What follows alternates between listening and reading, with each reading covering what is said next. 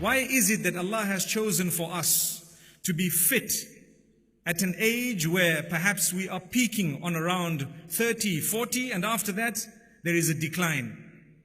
Why is it that Allah subhanahu wa ta'ala did not keep us upon a level of fitness, a level of perhaps looks, where we are looking young and healthy throughout our lives? Why does it have to be a graph that starts off in weakness and ends in weakness? As Allah subhanahu wa ta'ala says, الله الذي خلقكم من ضعف ثم جعل من بعد ضعف قوة ثم جعل من بعد قوة ضعفا وشيبا. It is Allah who has created you in weakness. When you were initially born, when you came to this world, you were very weak. You were young, you depended on other human beings. Allah made you and gave you parents for a purpose. If He wanted, He could have created you in a way that you were already independent. You did not need anyone, but you needed someone to look after you from a very early age. And when you are in your peak, He wants you to look after the very people who looked after you when you were a little baby. And once again, when you grow older, He says, we grant people the peak, and after the peak of strength, they become weak again and they develop gray hair.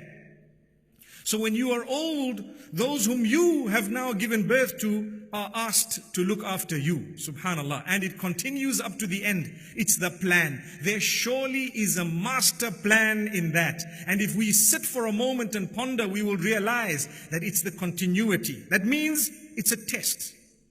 You will never ever perhaps agree with everything your parents do, even if they are non-Muslim, even if they are involved in something unacceptable. It does not stop you from being kind or decent or good to them. Like Allah subhanahu wa ta'ala says, وَإِن جَاهَدَاكَ عَلَىٰ أَن تُشْرِكَ بِي مَا لَيْسَ لَكَ بِهِ عِلْمٌ فَلَا تُطِعْهُمَا وَصَاحِبْهُمَا فِي الدُّنْيَا مَعْرُوفًا. If your parents are asking you or struggling, working against you in a way that they want you to associate partners with Allah or to sin and transgress against Allah subhanahu wa ta'ala, do not obey their command that happens to be against the command of Allah, but continue living in goodness and kindness with them in this world.